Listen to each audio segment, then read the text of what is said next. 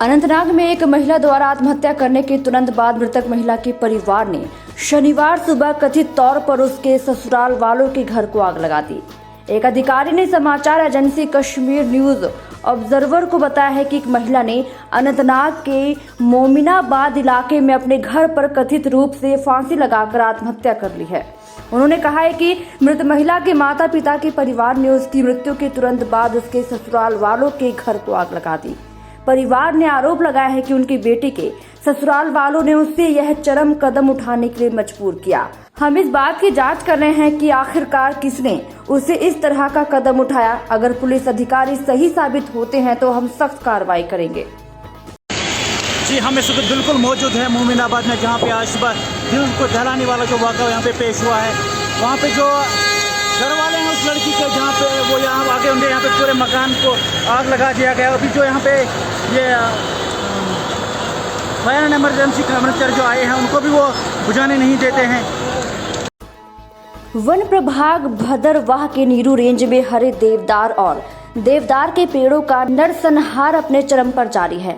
Activist ने आज one block Dugga के एक छोटे से हिस्से का दौरा किया और हरे भरे जंगल का व्यापक नुकसान देखा है।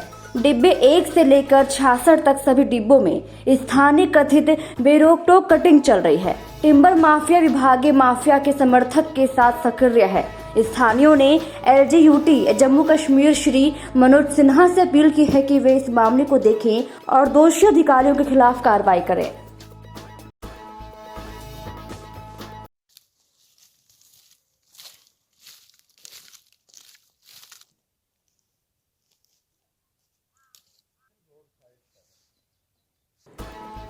नौशहरा गवर्नमेंट डिग्री कॉलेज में NDRF SDRF की तरफ से एक दिन का अवेयरनेस कैंप लगाया गया, जिसमें कि कॉलेज की छात्राओं को आपदा स्थिति में किस प्रकार अपनी और दूसरों की जान बचा सकते हैं, इसके बारे में जानकारी दी गई। किस प्रकार जब कहीं कोई दुर्घटना घट जाती है उस समय जब तक सहायता टीम पहुंचती है तब तक परिवार और आसपास आपदा में फंसे हुए लोगों की जान बचा सकते हैं, इस बारे में महत्वपूर्ण जानकारी दी गई है। और इस मौके पर कॉलेज के प्रधान, अन्य स्टाफ, कॉलेज के छात्र भी मौजूद रहे। कैंप स्पेशली बच्चों के लिए अवेयरनेस कैंप ऑर्गेनाइज किया गया, क्योंकि बच्चों को ये बताना था कि जब भी कभी कोई इस टाइप की आपदा आ जाती है कि कहीं पे कोई फ्लड आ जाता है या कहीं पे किसी बिल्डिंग को आग लग जाती है या कहीं पे कोई एक्सीडेंट वगैरह हो जाता है, तो उस टाइम जो फर्स्ट एड विक्टिम्स को प्रोवाइड करनी होती है या जो रेस्क्यू ऑपरेशन है, तो वो कैसे कैरी आउट किया जाए। तो वो बच्चों को एक आज ट्रेनिंग पार्ट दिया गया, जिससे बच्चे अपनी फैमिली में वो शेयर करेंगे, अपने जो नेबरर्स हैं उनके साथ शेयर करेंगे।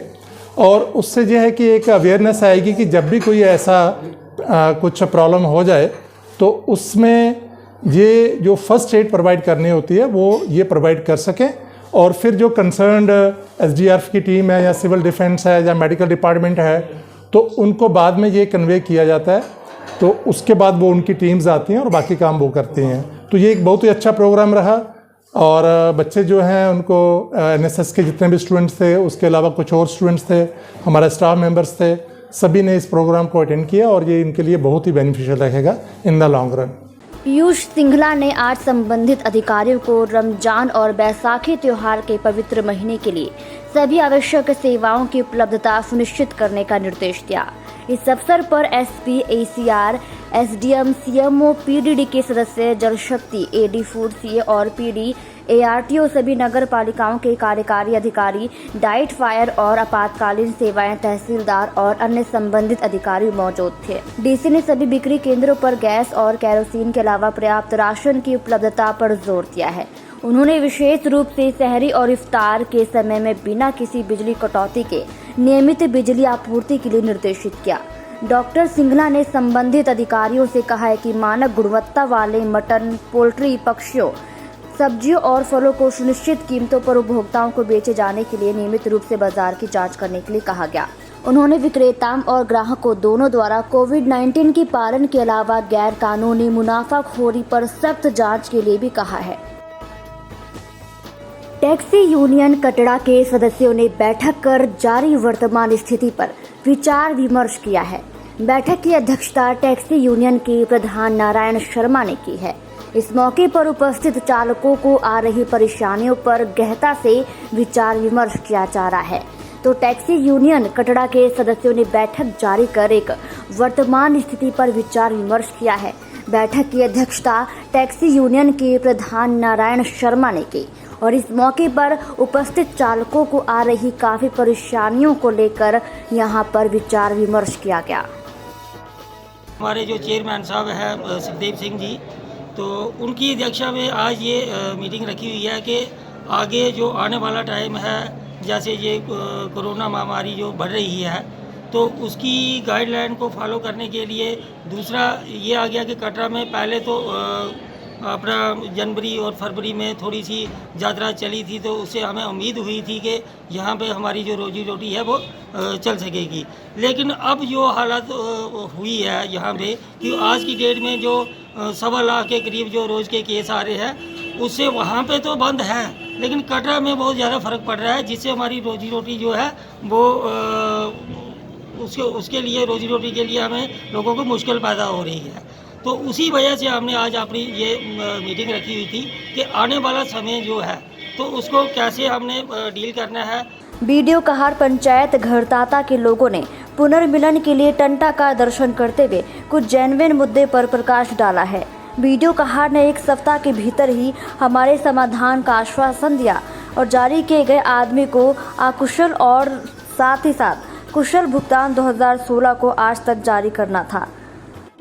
लैंड डोनेट की है तो वो जो है वो यहाँ पे पंचायत को फंक्शन नहीं होने दे रहा, इसलिए हमें एक कंप्लेंट मिली, जिस कंप्लेंट के बेसिस पे हम यहाँ आए। हमने उस लैंड ओनर से भी बात की, उसने बोला कि हम मेरी तरफ से कोई ऑब्जेक्शन नहीं है।